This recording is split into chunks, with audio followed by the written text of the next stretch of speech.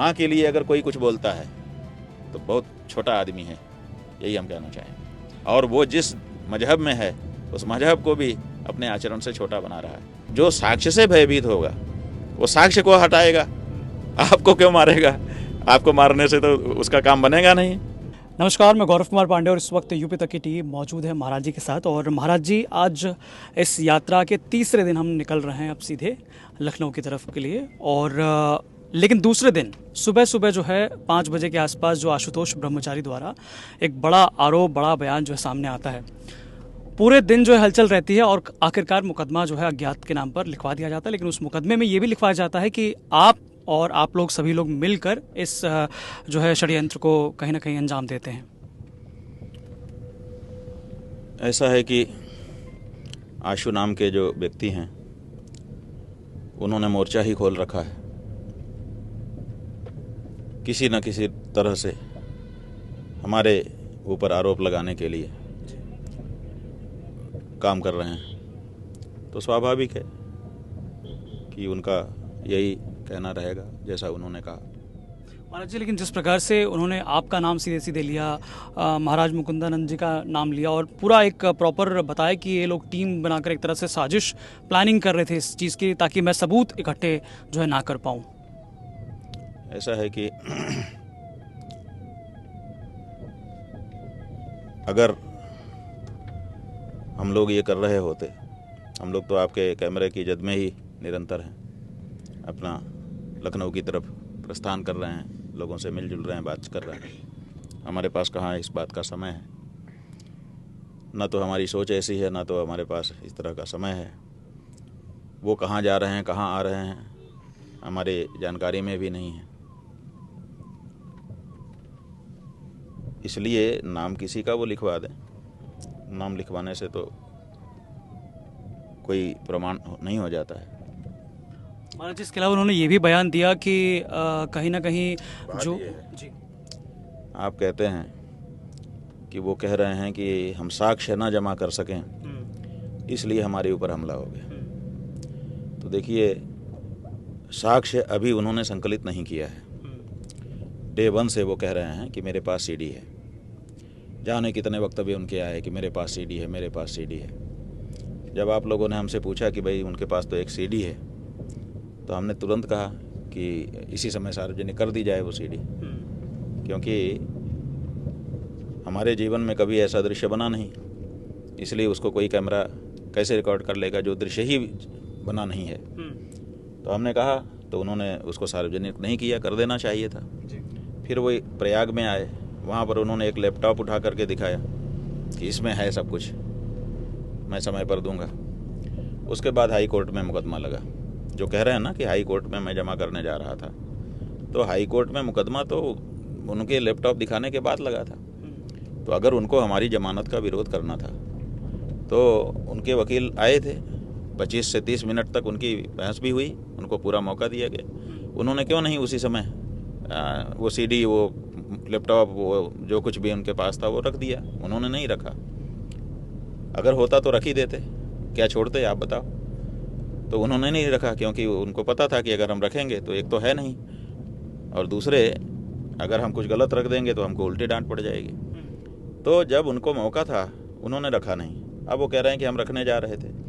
अच्छा, मान लो आपके पास कुछ साक्ष्य था और कोई आपके पीछे लगा था और उसको वो जानकारी कर रहा था कि ये साक्ष्य लेकर के जा रहा है, तो वो आपको क्यों मारता? जब आप बाथरूम जा रहे थे तो सीधे दरवाज़ा खोला, आप बाथरूम चले गए सवेरे 5 बजे जैसा कि आप बता रहे हैं, तो वो सीधे जाके लैपटॉप ना चुरा लेता, आपका झोला ना चुरा लेता? उसको तो साक्ष्य गायब करने से मतलब था। आप तो यही कह रहे हैं ना कि मैं साक्ष्य जमा करने जा रहा था इसलिए मेरे ऊपर हमला हुआ। तो जो साक्ष्य से भयभीत होगा वो साक्ष्य को हटाएगा, आपको क्यों मारेगा? आपको मारने से तो उसका काम बनेगा नहीं, उसका काम तो वो साक्ष्य हटाने से बनेगा। तो साक्ष्य तो हटाया नहीं आपने, अपनी FIR में भी ये नहीं कहा कि साक्ष्य चोरी हो गए, है ना। और ये वाला साक्ष्य सीडी है, लैपटॉप है, ये तो कई जगह कॉपी करके लोग रखे ही रहते हैं। अगर कोई हटा भी लेगा तो मूर्ख ही होगा कि हटाने जाए। वो जानता है कि दूसरी जगह कई जगह कॉपी करके मशीनों में रखे रहते हैं। तो ना तो कोई ऐसी मूर्खता करेगा और ना तो किसी ने साक्ष्य हटाया। आपने कहा भी नहीं है कि साक्ष्य हटाया। आप आधार वही ले रहे हैं कि मैं साक्ष्य जमा करने जा रहा था इसलिए मेरे ऊपर हमला हो गया कि आप साक्ष्य ना जमा करो। तो सवाल ये है, हम तो कह रहे हैं कि जो साक्ष्य था आपका वहीं जहाँ हो वहीं से जारी कर दो, पब्लिक कर दो। महाराज जी, ये मतलब एक तरह से मंशा क्यों ऐसे हो रही होगी आपके प्रति? अब मंशा देखिए, हम भी बैठे बैठे सोचते हैं, हम अनुमान लगाने की कोशिश करते हैं। वैसे तो जब कोई प्रश्न सामने आता है तो तुरंत उसके बारे में जो जवाब होता है मस्तिष्क निकाल करके दे देता है, लेकिन कुछ बातें ऐसी होती हैं जिन पे बार बार मंथन किया जाता है। हम जब से ये शुरुआत हुई है, जब से इन व्यक्ति का नाम हमने जाना है, तब से लगातार हम भी सोच रहे हैं कि इस व्यक्ति का हमारा क्या लेना देना है, क्यों हमारे पीछे पड़ा है। अभी तक बंधु हम नहीं जान पाए हैं कि ये क्यों, क्योंकि इससे परिचय ही नहीं है, कोई लेना देना ही नहीं है, तो ये क्यों पीछे पड़ा है। इसका मतलब है अभी तक तो हम यही अनुमान लगा पा रहे हैं कि ये किसी के द्वारा प्रेरित है। कुछ लोगों ने ज़रूर एक और बात कही है जो टिप्पणियों में लोगों के आई है, वो कहते हैं कि ये अपने आप को प्रसिद्ध करने के लिए शंकराचार्य के ऊपर आरोप लगा रहा है। तो हो सकता है या तो कोई इसके पीछे है जो इसके द्वारा इसको मोहरा बना के काम करवा रहा है, और या तो फिर वो बात निकल करके आती है कि स्वयं की प्रसिद्धि के लिए कि हमारा भी नाम आगे बढ़ जाए, शंकराचार्य के नाम का सहारा ले रहा होगा। ये हो सकता है, यही दो चीज़ हैं, तीसरी तो कोई चीज़ समझ में नहीं आती है। लेकिन महाराज जी, इस प्रकार के मतलब गंभीर और संगीन आरोप लगाना ये कोई हल्की बात नहीं है। मतलब कोई अगर प्रसिद्धि पाने के लिए भी मान लीजिए अगर इस तरह की बातें रखेगा तो वो भी बड़ी अजीब लगेगी सुनने में। बात यह है कि जो लोग सभ्य सज्जन लोग हैं, चरित्रवान लोग हैं, उनके मन में ज़रूर ये बात रहती है कि हम ऐसा घृणित आरोप न लगाएं। लेकिन जो अपराध करने के लिए ही प्रसिद्ध हो चुका है, जिसका जीवन अपराधमय हो गया, उसको क्या फ़र्क पड़ता है कि क्या आरोप है क्या नहीं है, तो वो कुछ भी लगा सकता है। तो इनका जैसा कि इतिहास दिखाई दिया, जो लोगों ने अलग अलग बताया, सैकड़ों लोगों ने बता दिया कि हमारे ऊपर भी फर्जी मुकदमा, हमारे ऊपर भी फर्जी मुकदमा। तो ये फर्जी मुकदमा लिखाने का इनका शगल है, तो उसमें कुछ भी लिखा सकते हैं। अच्छा, इसके अलावा महाराज जी उन्होंने ये भी कहा कि आप समाजवादी पार्टी के गुरु हैं। बात यह है कि हम तो हिंदुओं के गुरु हैं। ये बताइए कि कोई किसी पार्टी का गुरु होता है क्या? किस शास्त्र में लिखा है कि पार्टी का कोई गुरु होगा और पार्टी का कोई पार्टी चेला होगी? पार्टी ना तो गुरु होती है ना तो चेला होती है। तो हम भी किसी पार्टी के या किसी संस्था के तो गुरु नहीं हो सकते, व्यक्ति के हो सकते हैं। तो व्यक्ति तो समाजवादी पार्टी में भी हिंदू हैं, भाजपा में भी हिंदू हैं, कांग्रेस में भी हिंदू हैं, और भी बहुत सारी पार्टियां हैं। ऐसी भी पार्टियां हैं जो जिनके नेता मुसलमान हैं, उनमें भी हिंदू हैं। तो हिंदू तो सब पार्टी में घुसे हुए हैं, और हम हिंदुओं के आचार्य हैं, हिंदुओं के गुरु हैं। तो समाजवादी पार्टी में जाने कितने हिंदू होंगे जिन्होंने हमको गुरु माना होगा, और जाने कितनों को हमने दीक्षा दी भी होगी। हर पार्टी में हमारे शिष्य हैं, ये बात सही है। क्यों? क्योंकि हम पार्टी देख करके दीक्षा नहीं देते, हम व्यक्ति देख करके उसके आध्यात्मिक उन्नयन के लिए उसको मार्गदर्शन करते हैं। अच्छा, उन्होंने ये भी कहा कि हालांकि नाम नहीं लिया उन्होंने कहा कि वो जितना लिख कर देते हैं आप उतना ही कहते हैं। कौन लिख के देता है? उन्होंने कहा है कि बिना नाम लिए अखिलेश यादव का, उन्होंने कहा कि वो जितना लिख कर देते हैं आप उतना ही कहते हैं। हाँ, इससे ये पता चलता है, एक अपने यहाँ सिद्धांत है कि जो जैसा होता है उसको वैसा ही दिखता है। इसका मतलब ये लोग किसी के लिखे को पढ़ते हैं तो उनको यही पता है कि ऐसा ही होता है, तो दूसरे के बारे में यही अनुमान लगाते हैं। लेकिन ये शंकराचार्य प्रभु की गद्दी है, ये गद्दी किसी का शिष्य नहीं है, ये सबका गुरु है।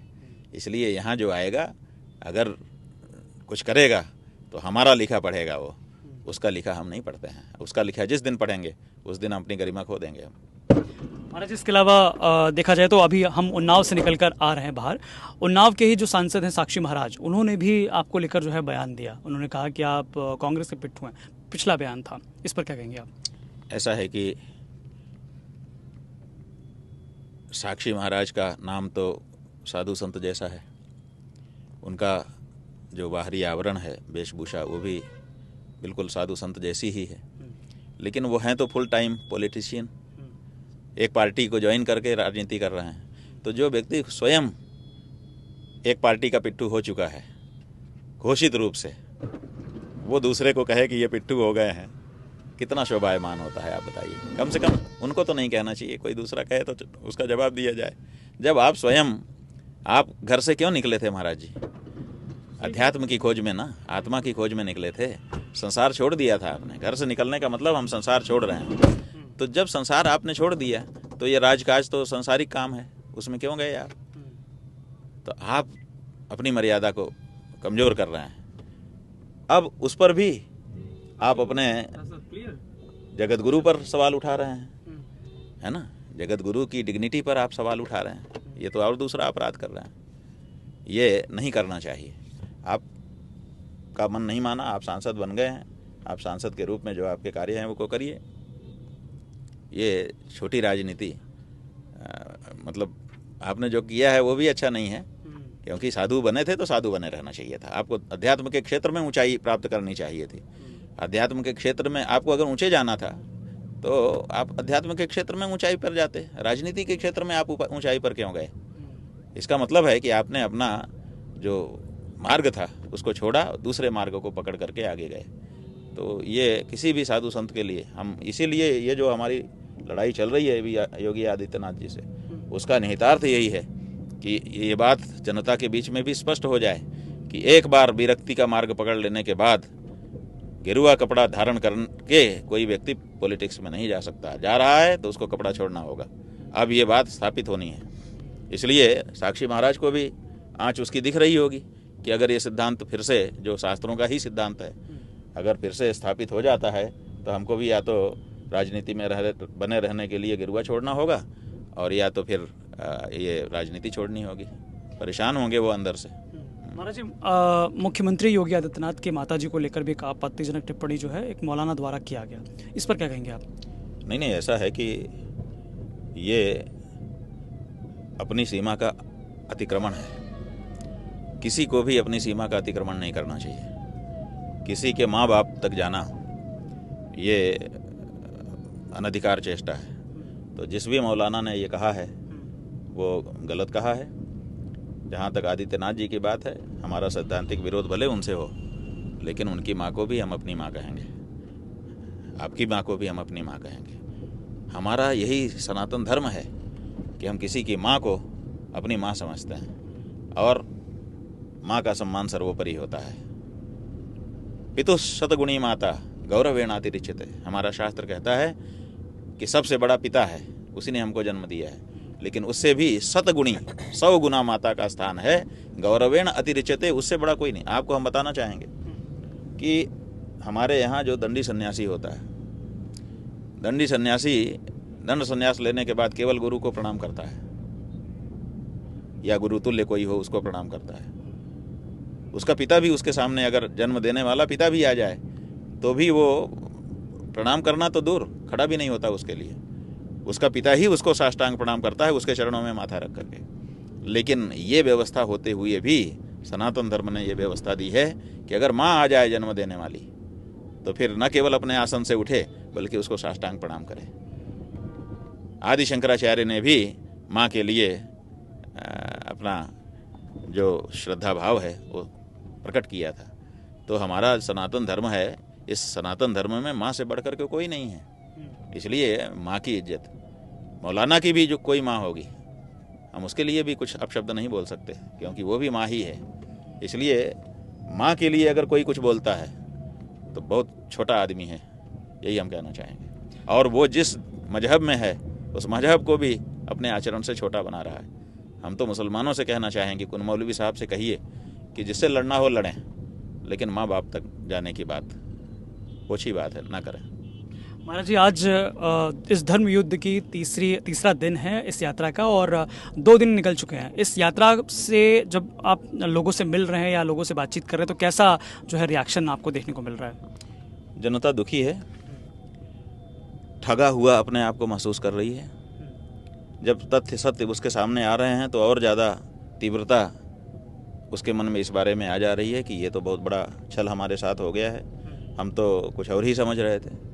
तो जो कुछ हो रहा है जनता के साथ, कहा कुछ गया था और हो कुछ रहा है, इससे जनता अपने को ठगा हुआ महसूस कर रही है और साथ ही साथ क्षुब्ध है, दुखी है, आक्रोश प्रकट कर रही है और ये संकल्प ले रही है कि इन लोगों को अब दोबारा हम नहीं लाना चाहेंगे। तो क्या लगता है कि 2027 के विधानसभा चुनाव में तस्वीर बदलेगी उत्तर प्रदेश की? नहीं, ऐसा है कि अभी तो मौका है, पार्टी के पास मौका है। पार्टी चाहे तो जनाकांक्षा के अनुरूप गौ माता को राष्ट्रमाता राज्य माता का दर्जा दे और गौ हत्या को अपराध घोषित करे, गौ के असम्मान को अपराध घोषित करे।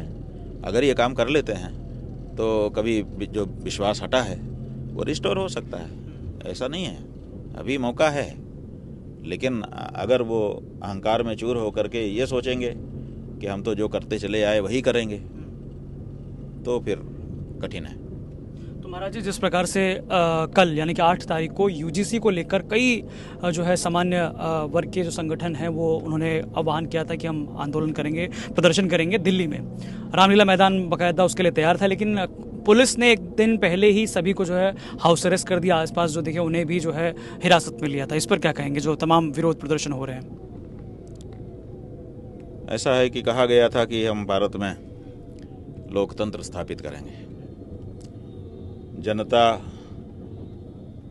के द्वारा जनता के लिए जनता का शासन। ये जो शब्द गढ़े गए थे लच्छेदारी से, वो शब्द कितने शर्माए होंगे इस तरह की घटना देख करके।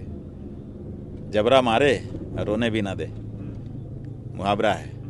तो अब इतने जबरी हो गए ये सरकारें, इतनी जबरी हो गई, हमारा ही वोट लेती हैं और सत्ता में आती हैं, और बाद में अगर हम पीड़ा हो उन्हीं के द्वारा हमको कोई पीड़ा दी जाए, हम रोना चाहें कि भाई हम इकट्ठा होकर जरा रो लें, मन हल्का कर लें, तो रोने का भी मौका नहीं दे रही। कितना बड़ा अत्याचार लोकतंत्र के नाम पे हो रहा है। तानाशाही शर्मा रही है। तानाशाह तो जनता के वोट से नहीं बनता है ना, वो तो आता है घोषित कर देता है कि खबरदार कोई चू ना करना, मैं हूँ। ये तानाशाही है।